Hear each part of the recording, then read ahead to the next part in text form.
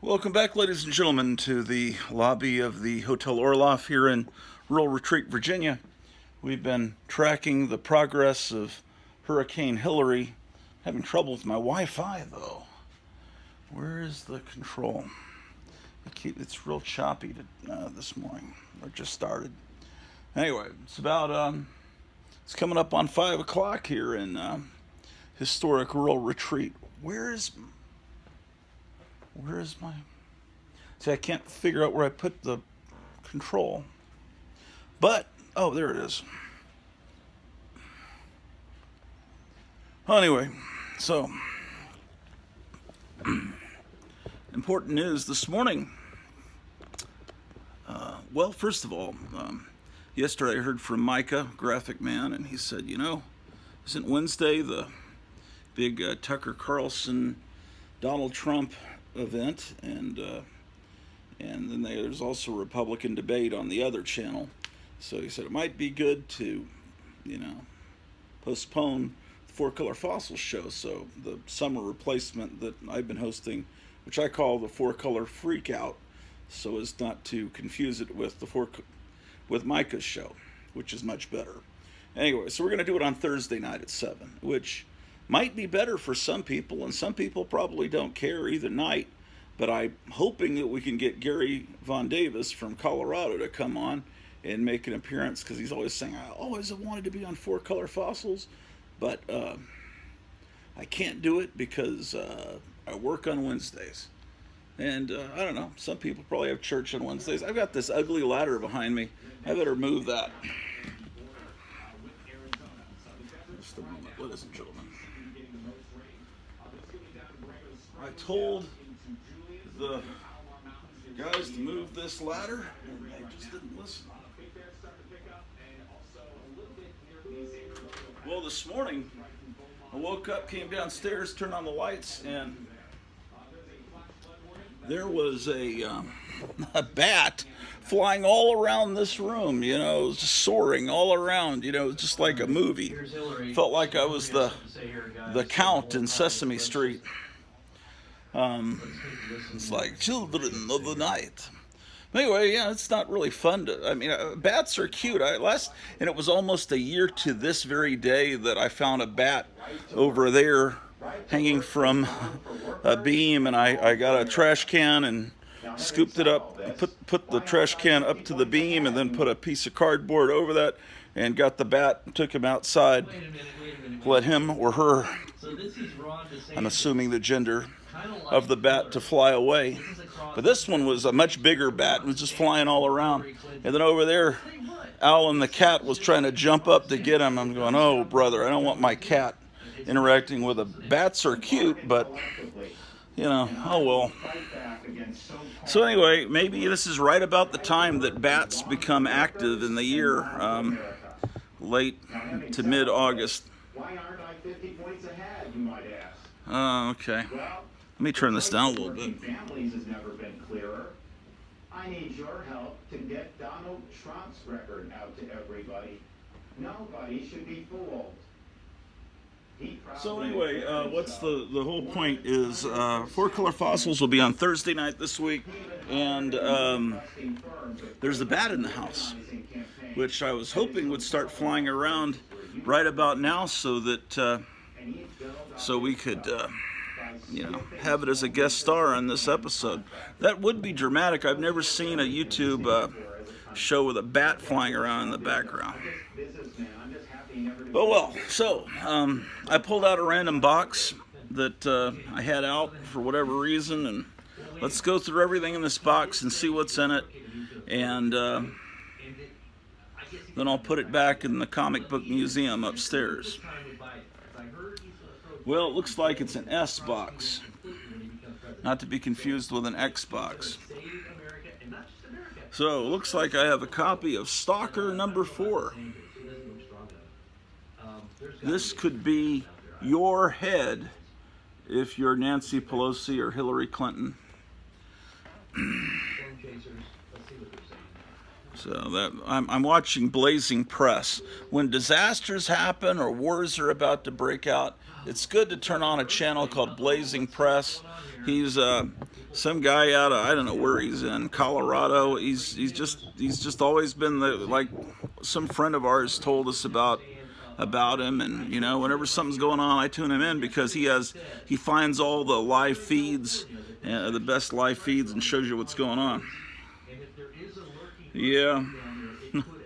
It doesn't get much better than Steve Ditko doing the pencils and Wally Wood doing the inks. So this is a tremendous comic that I recommend to all of you. Yeah, it's two great tastes that go great together. Steve Ditko and Wally Wood. I don't have a... Yes, I do. That was number 4. Here's number 1. I was going to say I don't have a complete run of Stalker. Maybe I do. It's not a very difficult... Well, you don't see it very often in comic stores, but it's not a hard comic to acquire, I guess, through mail order, because it's not sought after by people, and it's not expensive. At least I don't think it is. I mean, it's sought after by cool people. Here's number 2. Okay, let's keep our fingers crossed. Maybe I do have a complete run. Here's number 3. And then number 4 was out of order.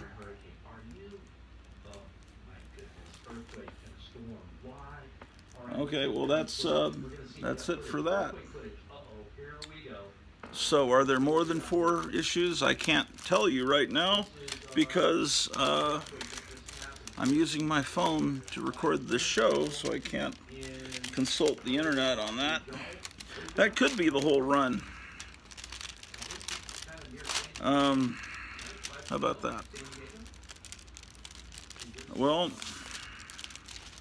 I just opened up. There's a briefcase that I just pulled out, and I looked inside to see what was in it, and apparently my mother-in-law, when we were moving from Texas, had packed some things inside the briefcase, which so I'm discovering things all the time. Here's Starfire number 1. This Starfire has nothing to do with the Starfire and Teen Titans that would come along a couple of years later. This lighting's not. It's just not good enough, man. It's not good. I need gooder lighting, man. This the lighting's. Oh man. Looks like there was another one too. That happened at 1443. So we're still getting these little earthquakes that are happening right now. Right here. Oh shoot.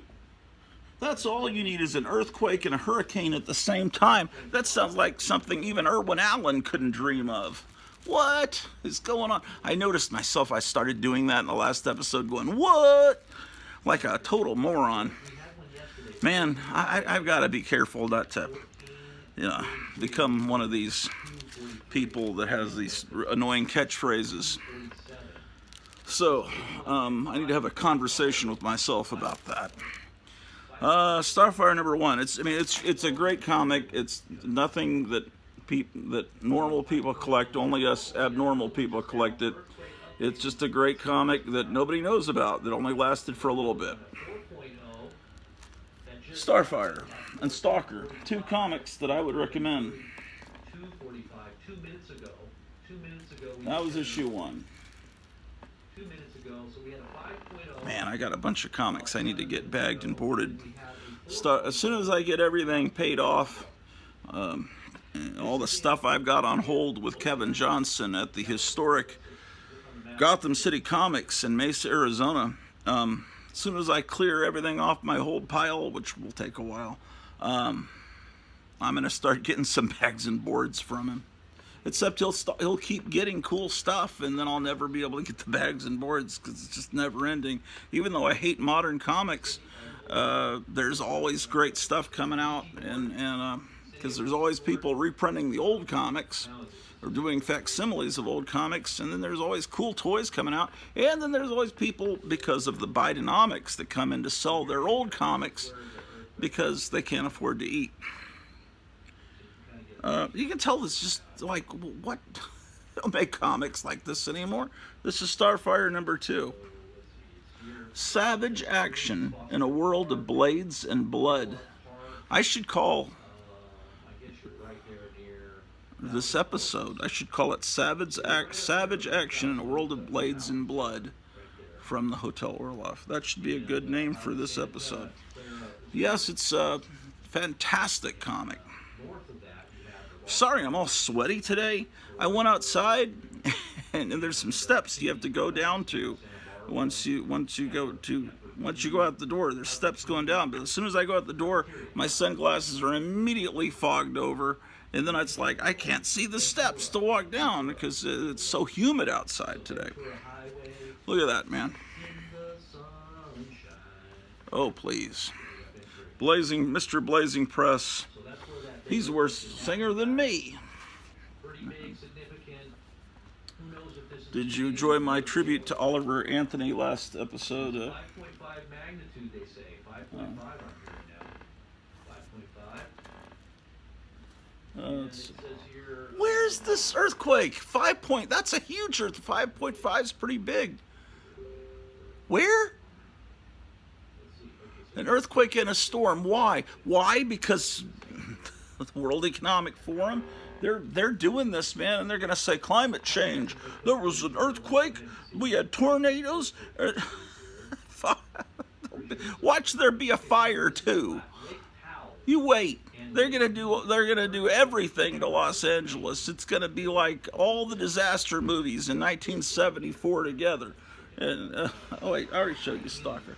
I mean, there was remember it started in 1972 with the Poseidon Adventure, but then in 1974, because that was a hit, and it took a couple years. In 1974, it all hit. Airport 75, which actually came out in 74, about an airplane. That was a sequel to Airport. That was the first disaster movie, actually. Airport in 1970.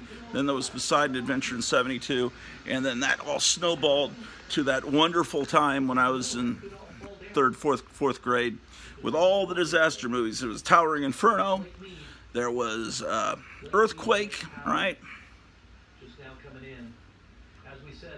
Airport 75. Those are the big three.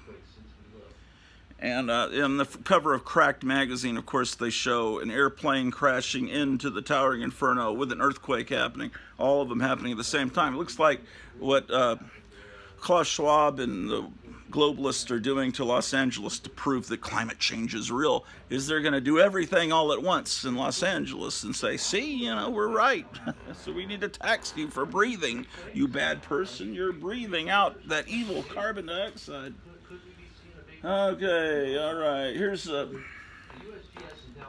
what? You gotta be kidding me. I might be missing Starfire number 2. I thought I had a complete run. I love Starfire. Well, what is going on, man? I keep going through these comics thinking one of these days I'm going to find my all-star comics with the first appearance of Power Girl. Here's another copy of number 3. See, that's the way it goes. I've got 2 copies of number 3, but not of number 2. Oh, yeah. That's another great, look at this great artwork. I just saw another great title for an episode, or for an episode of 4-Color Freak Out. Meet the Gorilla Masters of Evil. That's a good, ooh, that light's too bright, man. It's too bright. 3. Okay, so if you got an extra copy of Starfire number 2, I'm your guy, man. Contact me. Here's Starfire number 4. Maybe there'll be a Starfire number 2 in here somewhere. Starfire number 5. Some of you must have accidentally bought 2 copies of Starfire number 2. Here's Starfire number 6. They kept on going, man. They got all the way up.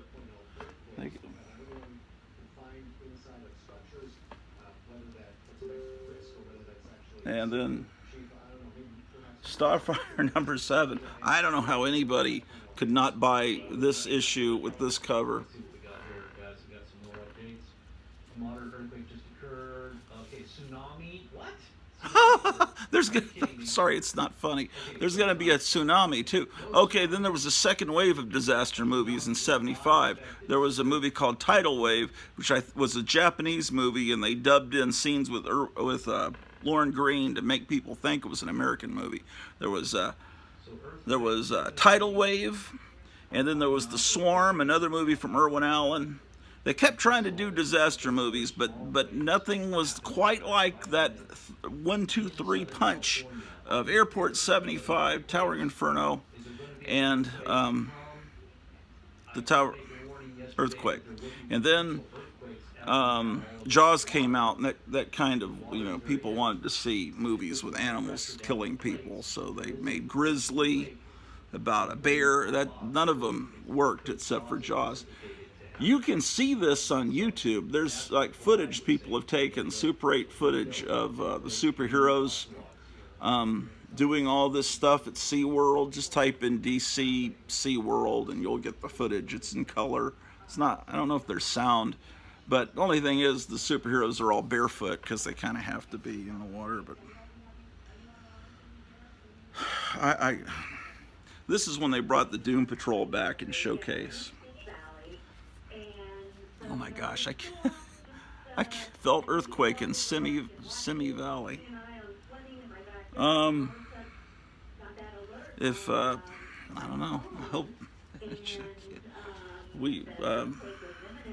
my wife's uncle's in LA, he was going out he said, I have to go out to the supermarket tomorrow, last night. I've got to go out to the supermarket tomorrow because I've got a $30 discount. And we were saying, no, you need to stay at home, and you don't need to be out saving $30 during a hurricane. He says, I don't think it'll be that bad. I don't know. They're going to keep doing this to us in different regions. It's just going to be every couple of days they're going to be doing something to us. Okay, Starfire number 8. She keeps changing her uniform. Okay, so it looks like I probably have a complete set except for issue number 2. What else do you got? Here's a modern comic that I actually bought because I was recommended I should get it. One of these comics where they have the title small at the bottom.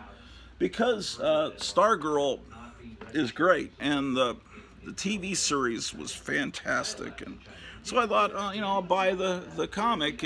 How bad can it be? I still haven't read this, to be honest with you. So that's something I should be doing instead of doing this show. Stargirl. Starfire. Okay.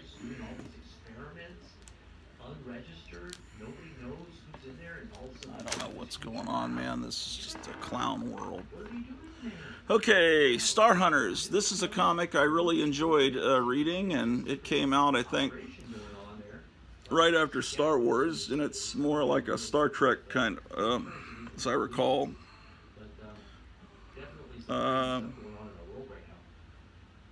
Maybe I'm thinking of Seeker 3000 from Marvel. Was kind of like their attempt to do an unauthorized Star Trek, and this is a little bit more Star Wars-y, Flash Gordon-y.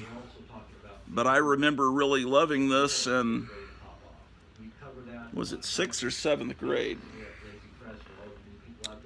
Man, I don't have my magnifying glass. It's October, November 77, 7th grade, yeah.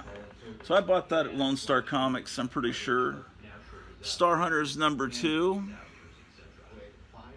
I don't think that Star Hunters number 1 was the first appearance. I think I've got their first appearance in some kind of DC special showcase kind of magazine. Of course, everyone remembers this Farrah Fawcett poster, but I never saw anyone with a Linda Carter poster. That would be a pretty, actually, man, that would be a good poster. Oh my gosh, look at this Illuminati stuff happening.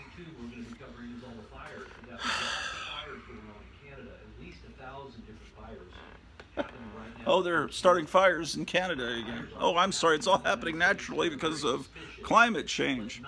Here's Star Hunters number 3. If you look at the map of fires, Yeah, they're not trying to be Star Wars too much. Speaking of Star Wars, one of the things I just found in that briefcase that was packed was this fake Star Wars lunchbox. There was a Star Wars lunchbox back in the 70s, but it was kind of boring looking.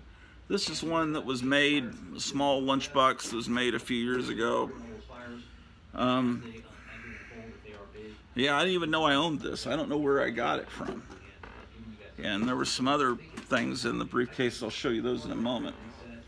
Let's get through these Star Hunters. Star Hunters number 4. Yeah, I think they're like pirates, as I recall. These are my memories from 1977. As I recall, it's probably kind of based on Han Solo. They're kind of like space pirates, probably. Is my recollection on that.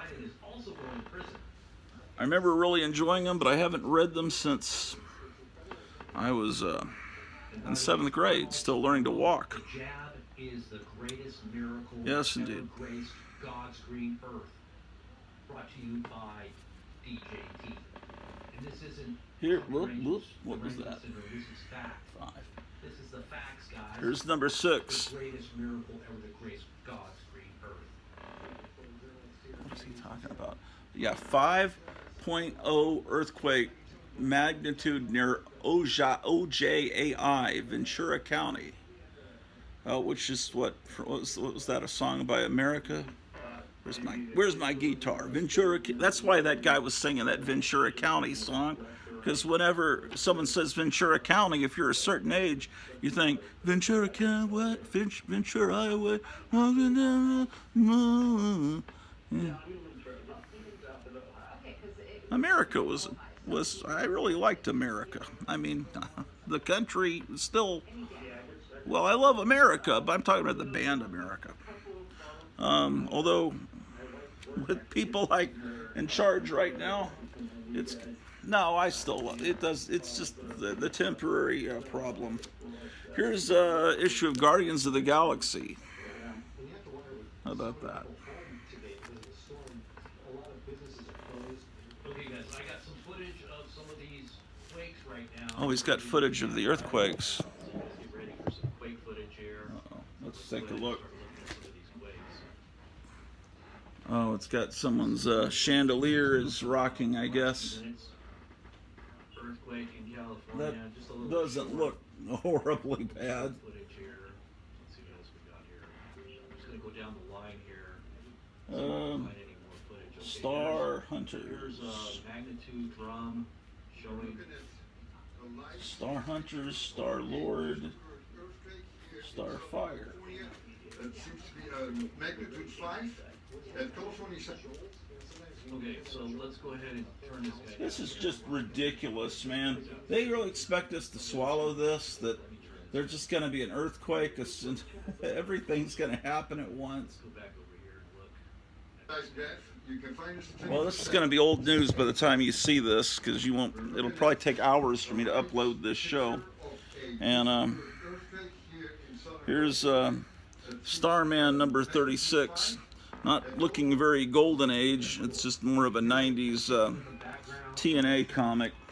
Is what it looks like. I don't know why the chicken is by my door. Seems to be Here's 37. plucking a lot here. I guess he's trying to get my attention. Here. Oh my goodness. 43. I don't have. These are kind of why I don't like that time period. Here's a Stargirl comic. Boy, I really enjoyed that TV show, which of course is why it was canceled. It was too good for television. And an earthquake hit. Wow. Some modern Star Trek, the Medulla Enterprise imperative or something. Do not drive during hurricanes or tropical storms. No duh. Because you'll end up finding yourself caught up in Yeah, it's kind of crummy art. On these are. These probably should be not. Look at this. Yeah, whatever. Streets of California. This is This is just the beginning. Like I said, we've got another couple hours of deluge. Where are them? I don't know if you guys are in your Oh, I didn't buy many of these DC Star Treks. Gold Key had the Star Trek license in the 60s when the show was still on the air, and they kept doing Star Trek all the way through 1979, I think. And then I believe when the movie came out in '79, then Marvel got the rights to where's my Star Trek #1? Oh, this is all in ridiculous order. Oh my gosh, what is happening here in Los Angeles? I'm just kind of broken. This was Star Trek #4. You know what? I probably didn't buy Star Trek 1 through 3 because I bet they were adapting the movie, and I think I got the movie adaptation in a magazine, color magazine form, and then I just thought, why am I rebuying the same stories? And shoot the girl or the Enterprise dies. This is number 5 of Marvel's Star Trek. So this was before the DC Star Trek. That's 6. Here's 8. I preferred personally the Gold Key version because even, you know, it had beautiful covers, painted covers, and it was more of the time period of the original show. They were wearing the uniforms that they wore in the show. This one is all based on these uniforms they wore in Star Trek, the motion picture, which looked like pajamas. And were all the same, like light blue color, like you dress a baby in. I don't like change. I like the way it was in. That can't be Captain Kirk. I guess they didn't they meet the devil in the Star Trek animated series from the. Oh my gosh! Here they're meeting those little elves. Aren't those the elves that all those idiots that take that, what is it called, DMT, all see the same little elves? So they probably really are like right outside, like around us all the time. These little gnomes that because every person that takes that drug sees the same elves, little people. And so they're probably something like living alongside us in some other dimension. And these trendy, liberal, socialist college students that take that drug to be cool all see the same little stupid elves. Keebler elves. This is the first issue of the DC version. I should move those other stupid DC comics back behind me. What am I thinking? My God.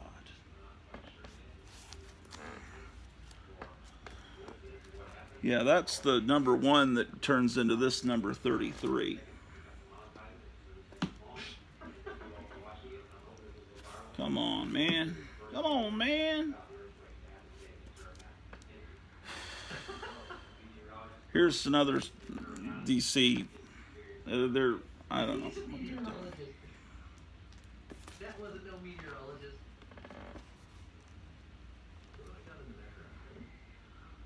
This is that something from that Star Trek: The Next Generation. It has Whoopi Goldberg in it. Okay, here's Star Wars #1. I bought this on the newsstand at Century Bookstore at the Forum 303 Mall in Arlington, Texas. It's not a price variant. Darth Vader. This is the first printing. This came out months before Star Wars did, so I already knew what was going to happen in the first, at least third to half of Star Wars from reading the books before the movie came out. They've got Princess Leia with red hair. They got Darth Vader with a green helmet. They didn't know what, they didn't know. No one knew at this point how big this was going to become. Star Wars 2.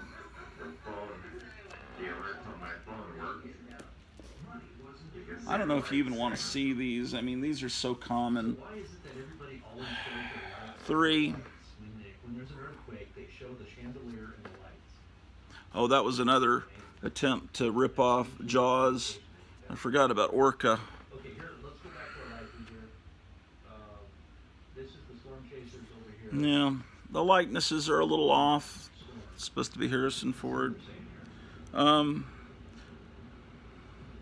This is the first issue or two had Howard Chaykin art that was very scratchy and weird. This one has Steve Lee Aloha inking Chaykin, and it makes Chaykin's art. Not that there's anything wrong with Chaykin's art, but it makes it a little more palatable to a 12-year-old. Takes away the sketchiness of it. That's 3. I think, if I'm not mistaken, that when Star Wars came out, and when I saw it in the theater, it was either this one on the stands or this one on the stands in May, June of '77. Let's look at the indicia.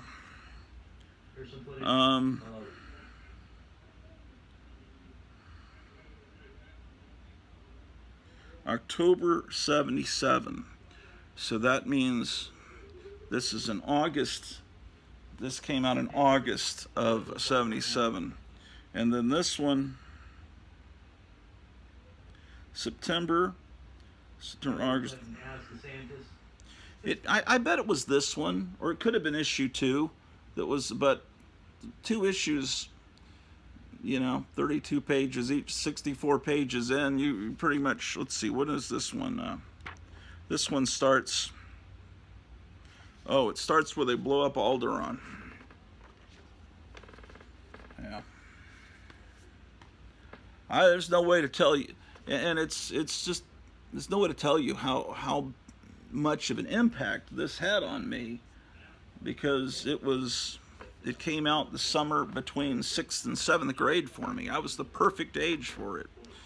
And of course, being knowledgeable about comic book history, I knew what they were doing. I knew it was, and my father, of course, pointed it out to me as we left the theater. He says, I saw all that stuff when I was a kid in the Flash Gordon serials, and he wasn't that impressed. But then when we went to see The Empire Strikes Back, and my mom and I, it's like, why didn't you have me come along? It's like, so he liked it more than he really,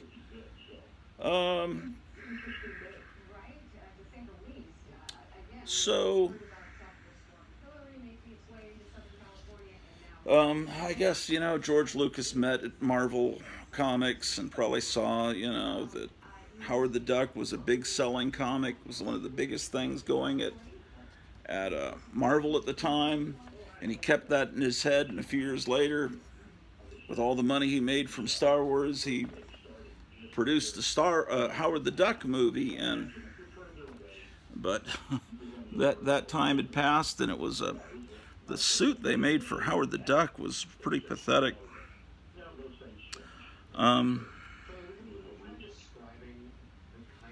Yeah. The 78s are here. Here are the 78 calendars. Get Frazetta, Tarzan, Star Wars, Lord of the Rings.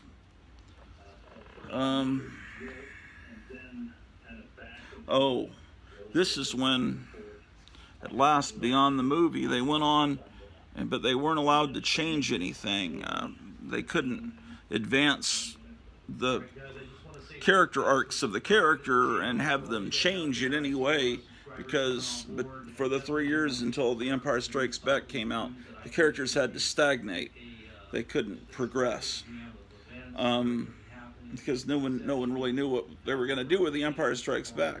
There was a novel that came out about that time called Splinter of the Mind's Eye, and everyone thought, oh, this is what The Empire Strikes Back is going to be. Of course it wasn't. I think that was an attempt. I think Lucas had that written so that he could test, because if he didn't know that Star Wars was going to be that big a hit, and it wouldn't have been very expensive to film Splinter in the Mind's Eye, and then he could film that for not as much money if Star Wars wasn't a hit, as much of a hit. And anyway, it was, so he didn't use that. I don't know. I could be wrong in that.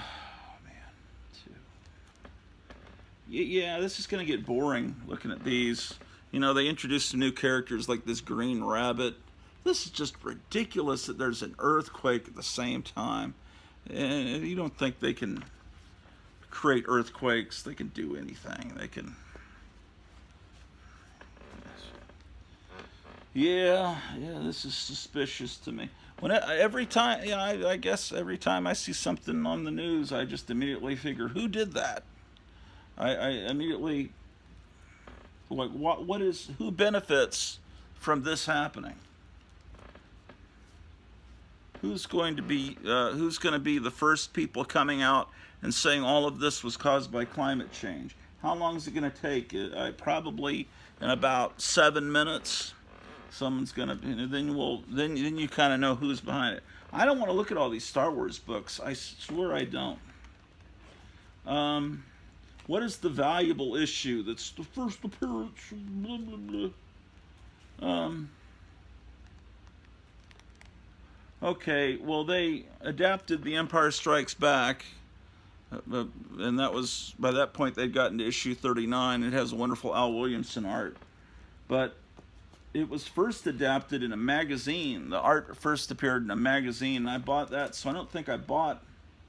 Yeah, I didn't get the next issue, which is the one everyone freaks out about because it's the first appearance of somebody. I guess Boba Fett on the cover. It really isn't. They think it is because they are told so by the comic collector app or whatever. Comic key collector app or whatever. I think the internet's frozen here.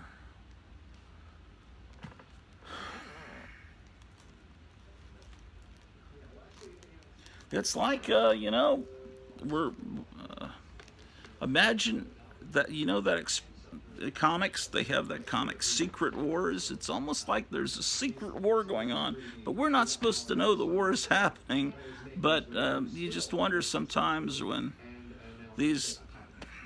if people are able to manipulate weather, these could all be military attacks. Or this one, I remember something about this issue 50. Does it have... Why do I remember this issue? Oh, I remember it because it has this wonderful Al Williamson art. Al Williamson, one of the great artists, did some Star Wars work. For the most part, the Marvel series is pretty forgettable, but when Al Williamson comes in, oh brother, you know, because he's a Flash Gordon guy. I mean, he... okay, let's get past...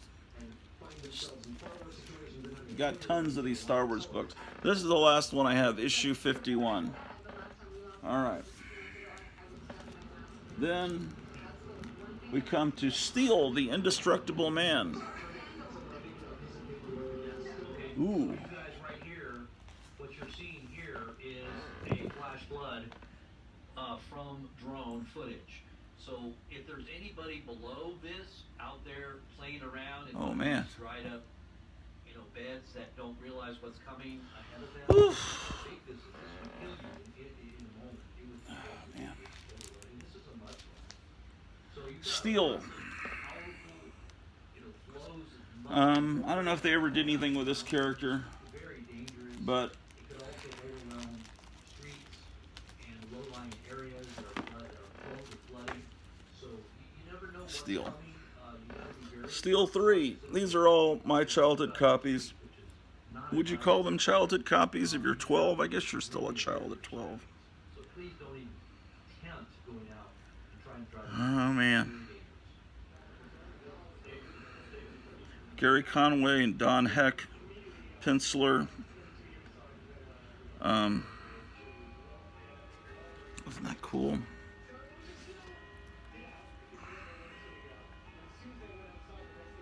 Oh, that was a great issue. That was almost like the 60s had come back when that issue of Showcase came out. 3, 4. Yeah, when the 80s came along, when they destroyed everything with Crisis on Infinite Earths, I kind of lost me a bit. Here's number 5. That might be the whole run. All these new Star Wars movies, and I consider every Phantom Creeps, not Phantom Menace, whatever. I consider all that. Phantom Creeps was a great movie serial. Sorry to even, but all of these where they back and show Darth Vader growing up, and all this stuff being made by Disney and on the Disney Channel.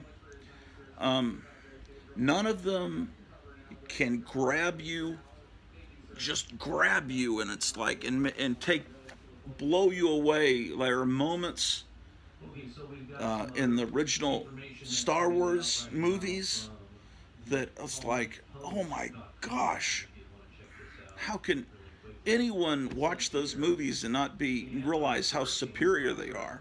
The scene where Luke's looking up at the twin suns on Tatooine and the music swells. The scene where he swings across the chasm in the Death Star, just like out of Errol Flynn Robin Hood. The throne room at the end, where they're with all the soldiers lined up, and they're marching down, and it's based on Leni Riefenstahl, which unfortunately, because of the subject matter of what she filmed being Hitler's Germany, she was a magnificent female filmmaker, but because her movies were about that, they do in film school, or they used to give her credit, and when Lucas went to film school at UFC, they still did give her credit, but she had tremendous talent. It just, unfortunately, she was in Hitler's Germany, and then that's who hired her, or, so. Whether or not she was a devoted follower of Hitler, I don't know. But she, that was a beautiful scene with the music, and, it's always the music getting you. How about the scene in the asteroid field with the Millennium Falcon being chased by the TIE fighters, and the way the music swells up? Da, da, da, da, da, da, da. There's nothing. It's just all through. There are moments all through those movies, at least the first two, Star Wars and Empire Strikes Back. Return of the Jedi was not as good, but it was still part of that. And nothing else matters. I don't care. Okay, Strange Adventures, number 237. Oh, how I miss that wonderful Duncanville Books. That you could find books like this for $5 in whatever kind of bag this is. It's not Mylar, but it's something close to it. Maybe it's close to Mylar. It's like better than an average bag. I love that store, but it's now 11 hours away from me. But so is all that crime, and because Duncanville was a pretty bad area, but I would just go in there and make surgical strikes to that store. And so those are the two. I have Strange Adventures from the 60s, but these are the only two Strange Adventures I have from the Bronze Age and up. And all these books in this box are going to be Bronze Age and up. Here's Strange Sports number 4. It must have been a really bad day. I remember when I bought this at the PX store in Fort Sam Houston in San Antonio, because there must not have been any other comics that looked remotely interesting for me to have bought this, because it's vaguely supernatural, but I've never been into sports, but it's guys with no faces playing basketball. Okay, how about that? All right, what do we got here? Strange Tales. Okay, here's Strange Tales 169. First appearance of Brother Voodoo. The senses-staggering superhero who died, yet lives again. Fantastic first issue. How about that? Yes, indeed. Why, it's another copy of 169, which used to be completely inexpensive to buy this. No one cared about it. Now it's apparently an expensive book. I'm not sure why. It's a great character, but I mean, I guess people think that character's going to be in the Marvel Cinematic Universe. I don't think he would be, but you know, I don't know. Looks like I'm missing 2 issues of Brother Voodoo, because now I have 172. Maybe those other issues are easy to get because they're not key issues. And what is going on? 172. Strange Tales featuring the Golem, the thing that walks like a man. Now the Golem started as the Colossus, right? The living Colossus. But that must have been was that in Supernatural Thrillers? Yeah, I think so. I think so. Here's 176. What was that? 174. I'm missing 175. Yeah, there are little books here and there that I sure could use. Here's 178. This is a fake one. The normal people call it a facsimile. I call it fake. Look at all that extra space at the bottom and top. Oh well, it's better not having it. 178. By 184, it was a reprint comic, reprinting stuff that had actually appeared in the original Strange Tales. Well, this still kept the same numbering. That was smart. Strange Tales got, well, what happened with they stopped publishing Strange Tales. Strange Tales, okay. Strange Tales, Doctor Strange got his own comic with issue 1, and the other character that was in Strange Tales, Nick Fury, Agent of S.H.I.E.L.D., got his own comic that started with issue 1. So Strange Tales was canceled, and then both the heroes started their own comic. So the other one's Tales to Astonish.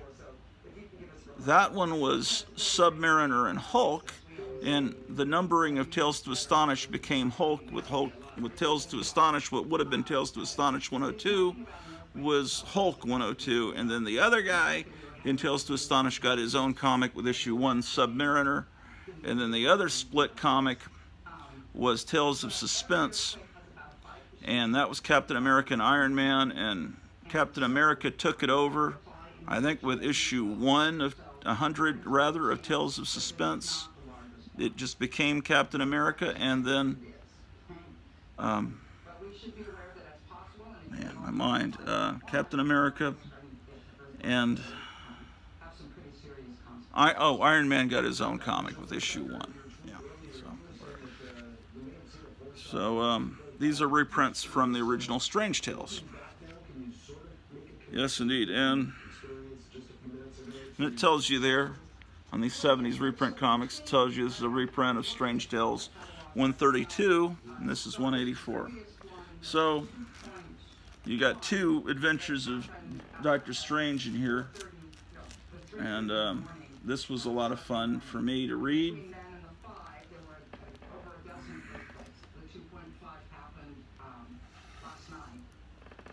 Well, they've had a bunch of earthquakes.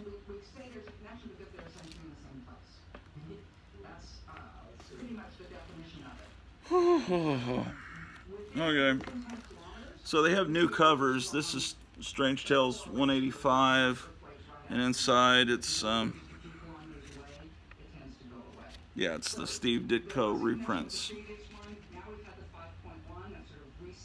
Wonderful stuff. And 186, these are probably pretty cheap. I imagine they'd be less than $5. I don't think they'd be in a dollar bin, but these reprints, this is a good way to get these old stories. And right now, you don't need to be buying expensive comics with all the stuff that's happening. Oh, it's a Mark Jewelers, 187. You always can tell on Mark Jewelers, it feels a little thicker. It feels like there's a backing board inside the book. And sometimes you'll be able to see a little stamp of a star, tiny star, that this one doesn't have it. It's not always on there. but a lot of the PXs would stamp the book when you bought it. I don't know if it was to show this has been paid for, or I don't know. I mean, they didn't charge you tax when you bought anything at the PX. If you're in the Army, Navy, Air Force, Marines, whatever, they don't charge you tax when you buy stuff on a military base. Because you're basically paying your own salary with that tax, but they should do that with teachers too. Anyway, here's the Mark Jewelers variant that everyone gets so excited about. It's just a, just a little cardboard supplement put in there. So lonely guys buying this Doctor Strange reprint, living, stationed in Japan or something, can get a ring for their girlfriend. It's like, yes, I got my engagement ring for you from a issue of Doctor Strange. Some girls would think, wow, that's cool. Not many, but there are girls out there, there are weird girls out there that would be impressed by that. There's a few. Not many. Let's see. Okay, then there's another. They revived Strange Tales in the 90s, and it looked like this. And I think these are starting to go up in value. But it's the 90s. Maybe they're great. I don't know. I don't really remember them too much. Strange Tale. I'm a 60s and 70s person. But this is the 90s Strange Tales. I did make a warning yesterday about the potential for a large quake in California as a result of this hurricane. How does a hurricane cause an earthquake? What? I used to live near Locker Center too, by the way. I did the what again? I can't stand it. This I got for my wife, and then it just wound up in my comic box. It's like, I probably should put it somewhere where she can. Oh, I've got 2 copies of it, so I can give one to her and keep one in my collection. Not that I give a S about Strawberry Shortcake, but that's more her generation. She's not real. Is she another generation? I was born in 65. She was born in 78. She's close enough. Okay, here's Submariner 43. This is the first. This is when I consider the Bronze Age beginning for Submariner. The earlier issues of Submariner would be from 1968 to 71. Those I consider to be Silver Age. So they're in another box. They bring back Bill Everett, the creator of the Submariner, during this time period, and I thought that was a really good thing to do. They should have had him do it all along. I don't know why they didn't. But then he passed away. I remember there was a big obituary for him. But it was sure good to see the original artist come back before he passed away. That's 47. This is that wonderful time period, the 20-cent period with the window box, window frames, picture frames, whatever you want to call them. Here's the extra special 50th issue.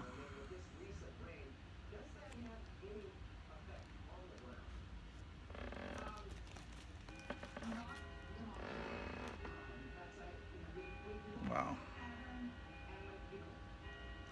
I'm sorry, I'm just the covers are so beautiful. The colors are so beautiful. I mean, that's just beautiful.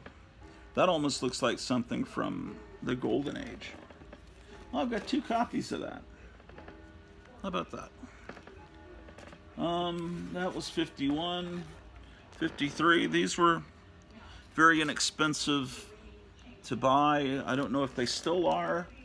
Submariner's one of the characters that our Marvel Cinematic Universe botched badly, destroyed in the second Black Panther movie, the one that doesn't have the Black Panther in it. I've got another copy of that issue. Here we go. This is a Bill Everett cover. You can clearly tell. I've got 2 copies of this one. Large quake, yes, I do believe this is. See, look at that. This could Beautiful. Potentially big earthquakes coming to California anyway, especially on this unknown fault. They don't really know where it's coming from. There is potential with all of this. 56. She said the water table would have to be significantly affected, which I believe this water is doing in California. It is significantly affecting. Yeah, 57. Look at that. Bill Everett signature. Why wasn't Bill Everett doing the Submariner all through the 1960s? What was Bill Everett doing during the 60s, and why wasn't he? Well, another copy of the same issue. Oh, well, since I have 2 copies, let's open it up and look at it. I really hate the YouTube channels where they just, here's another one, I paid $10 for this. Here's another one, I paid $20 for this. It's like, and they never open up the books and let you see inside. And I've been too guilty of that. My God, it's just magnificent. And this is an elderly man, probably in ill health, but it's like he's at his prime.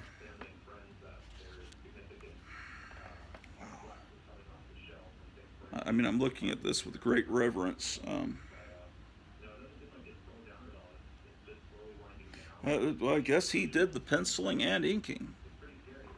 He did everything because he's listed as the sole artist, and it looks like a reprint from the early 50s or from the 40s. I love the little advertisements at the bottom in this time period, and right below the panels in this time period in Marvel.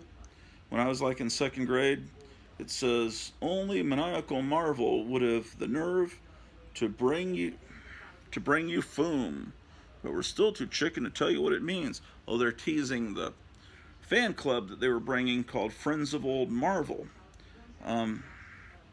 There was the Merry Marvel Marching Society, the MMMS, in the 60s, right around the mid-60s. And then they had another one, what, about 1969 or 70, called Marvel Mania. But this is the one that started about, what was it, early 73? What does it say here? 72. January 73. And they're teasing that Foom is coming. So it was a 1973 thing. This was a monster magazine that just had word balloons and captions that they were teasing there.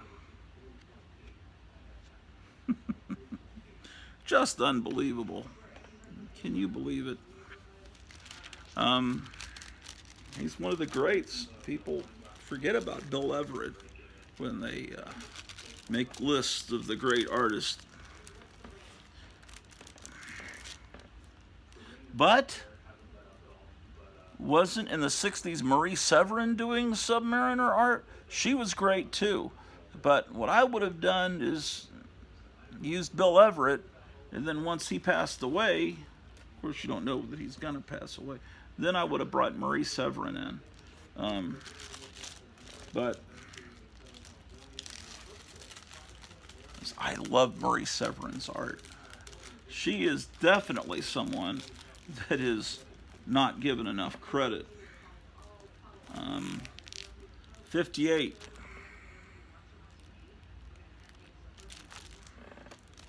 Got 2 copies of that. We're about halfway through this box. I don't have 59. Here's 60. There's another copy of 60. I don't have 61. Here's 62. I wish I had 61, man. I don't know that they've ever reprinted this era of Submariner. I'm sure they must have, and I can't imagine there's an omnibus, one of those thick, giant books that collects these Submariner books. Maybe there is. There's another 62. Okay, so I'm gonna get Here's someone that's in 63. a little update I think will be interesting here. So let's go ahead and get Okay. Who do I know in that area? Well, on top of what's happening over there in the people I talk to So, in California live up north of all this stuff. sponsor. For those who don't know, 64. sponsor that satellite phone. Anyway, And they're going to update us. Their store I've got 3 copies of 64. and Here's 60. store is going to be talking to me right Here's 65. and give us a little That's a great cover. She just We need to look. I said about 6, 7 episodes back we should do a prayer at the beginning of every episode, and then I just completely forgot. But seriously, this is probably a great time to do that together. Let me think. Got to get out of my trying to be funny mode. Heavenly Father, please protect us as we go through these trying times. Please help the people in California that are going through this as we speak, and help keep them safe, keep their property safe, keep their minds at ease. Please help our government situation straighten out. Please help Donald Trump through the tortures that he's being put through, and protect him during this upcoming week and over the next couple of years. Protect all of us. Make sure that we, please help us realize what's important in life, our friends and family and pets, and that and make sure that we keep you first in our lives, and make sure that we stock up on enough provisions that we can make it through what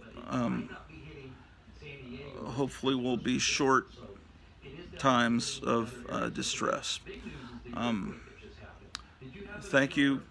Amen. Yeah, I did not. I Um, didn't know we had an earthquake anyway. until, just now. So, yeah, I did not. Oh wow, yeah, it was a I've got a lot of copies of 65, but no 66. Here's 67. That's a great cover. That's was that used on a school supplies? I don't think so. There's that cover. I've seen it somewhere. Oh, I know what it was. Here it is. This came with the toy. There was a little action figure of Submariner, and they reprinted this issue, and it was included with the action figure. So so that's the original. Look at this. That's the most horrible art there. Look at look at Spider-Man. That's the most ridiculous looking painting. there is a correlation between hurricane activity and earthquakes. This is what the scientists Don Heck. said. Writer Steve Gerber. Ojai. Okay, so it's in Ojai. You know where Ojai Meyer Greenblatt was pointing out. Yeah, no, I'm not. I don't know. I was watching some show. But it doesn't surprise Maybe it was an old Four Color Fossils I was watching. And Meyer Greenblatt pointed out, if Steve Gerber's writing, it's going to be a fun comic. 67. I'm missing 68. 69. Great cover. But what it's telling you is that Submariner is not selling. So that's when they bring in Spider-Man to help the sales of the flagging sales of a comic. Here's 70. What time is it?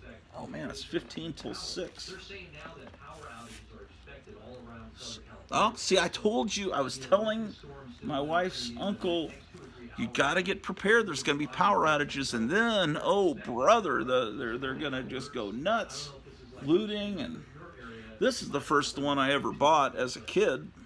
This issue here, 72. This is my childhood copy and my first issue of Submariner. All those other ones I bought at a later time. And they're promoting that Planet of the Apes is coming.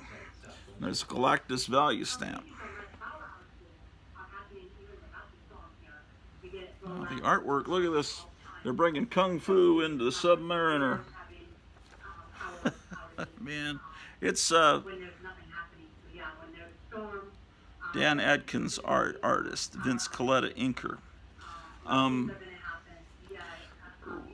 Dr. Silver Age, Rod, was saying, I think on his show on Saturday, that when you hold a childhood book in your hands, you've got this direct connection, this tether to your childhood. This book has been with you through your whole life. It's a very kind of sacred moment, and he's right. You know, that's the actual real deal there that I don't even have bagged and boarded like a moron. But soon I will get this stuff done. This is a Submariner special.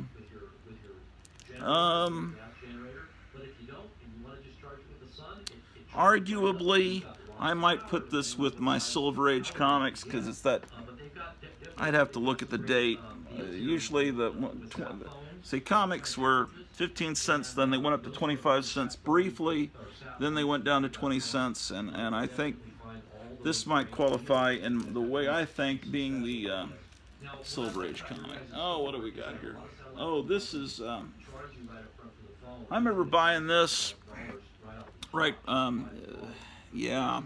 right before I started to work in the summer of '84 at the Lowe's movie theater, because I remember reading this book in the parking lot of the Lowe's movie theater.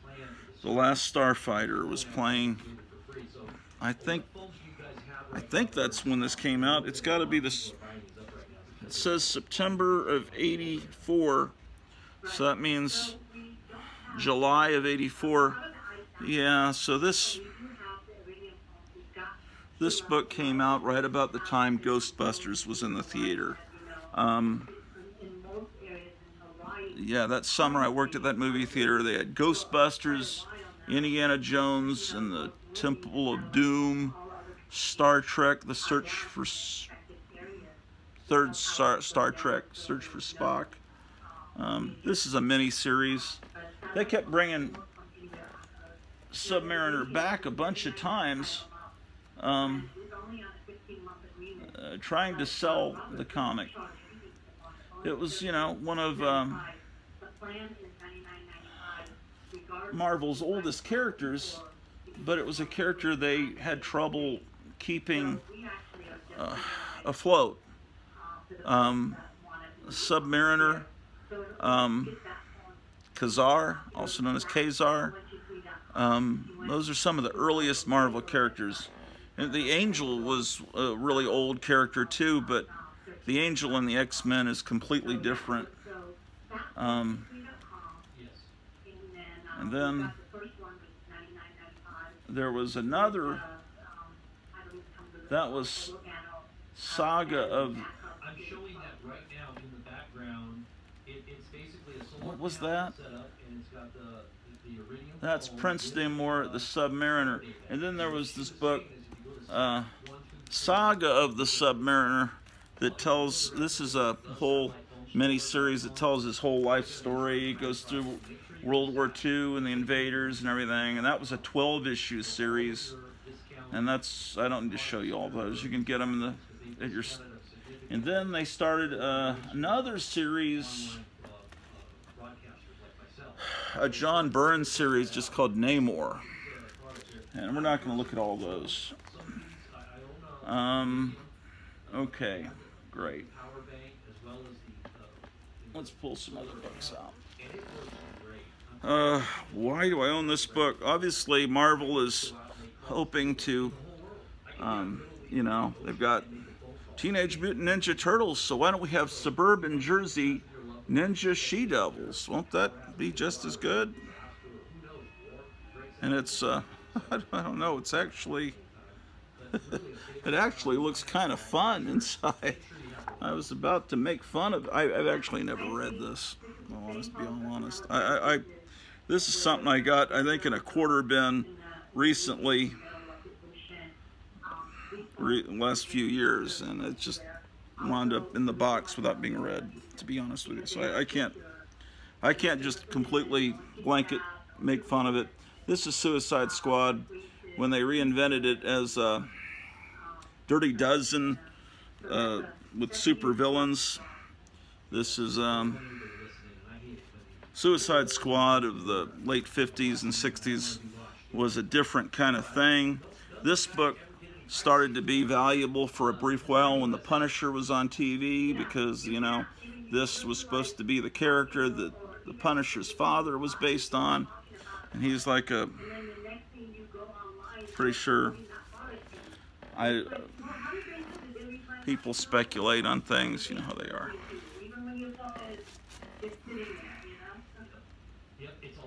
Oh man. And there's more Suicide Squad books. I don't want to look at them. Yeah, this. Let's see. Suicide Squad. Yeah, whatever. Suicide Squad. Suicide Squad. It's hot in here, man. It's hot out. It's actually not hot. You think I'm a wimp because it's only 90 degrees outside, but it's super humid.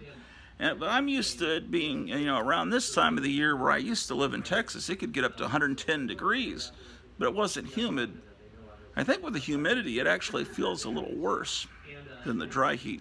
But it's all a matter of what you're used to. This is Superboy 196.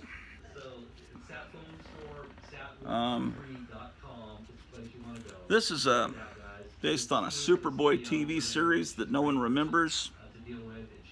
I remember that Lana Lang had really pretty blue eyes. That's about all I remember about the show. Of course, they wouldn't make Lana Lang a redhead anymore. I don't think you're allowed to have red hair in Hollywood anymore. Any character that has red hair is immediately changed to something else in all almost completely every circumstance you can think of. This is another incarnation of Superboy. This is issue 3 of a different series, where they've got a great artist, Kurt Schaffenberger, that used to do the Lois Lane comic back in the 60s doing it. And then, well, I'm all confused. This is another S show.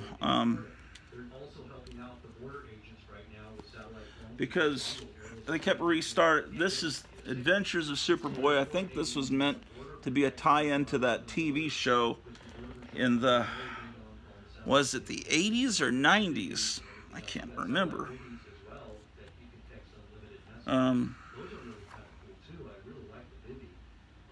91. Okay, yeah, sort of. Yeah, all right. Those are not interesting. We got to look at something interesting here. I think we got something cool coming up, actually.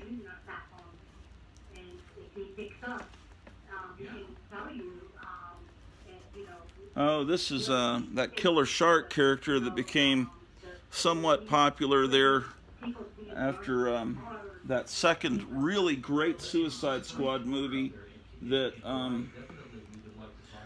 James Gunn made. Okay, give me 1 second, okay? Okay, good. So we'll be talking, if he's available, we'll be talking to someone over there in Hawaii. This is another. Really a serious situation. Okay, now we're getting into some cool stuff. Really bad. Looks like. And we're expecting to hear numbers. Super DC Giant. The numbers that are coming out right now are not in any way connected to. And another Super DC Giant. We were seeing Strange Adventures, Flying Saucers. cars that were way over 100 people just in the first few days. So. Wonderful reprints. I always hated this ad. This ad is the most hideous thing. Okay. All right. Then Super Friends comic, which at the time I thought, ugh, Super Friends. That's that bastardized, kiddified, wreck of the Justice League on Saturday mornings. But this comic is actually pretty great. If you look at the artwork, very nice. And the reason it's nice is that the penciler is Ramona Fraden, inker Bob Smith, but Ramona Fradon is the wonderful artist that did Metamorpho and Aquaman in the 60s, and she did this book, and I need to get more of these. So I start with issue 14, and then recently I got some issues from Gotham City Comics. I got issue 19 and 21, but you know, all the ones, the early ones, I probably need to get it sometime. Maybe when all this destruction and devastation and starving us is over. But it's all right. We're going to own nothing and be happy and eat bugs and live in little closets. That's what they want for us. And some people are so busy just scrolling on their phone that they're just letting all this happen to them. Next thing they're going to have is like digital current, like a digital card, and you'll need that card to buy anything at the supermarket. And if you tweet something that's politically incorrect, they can just shut off your card and you're not getting any food. Here's number 31. So I'll just move to the country and grow my own food. Yeah, they'll do something to where that won't. Best thing to do is wake up and vote correctly. 33. Of course, they can rig elections. I don't think you're supposed to say that. They can do that, but they wouldn't ever do that. They're totally honest. I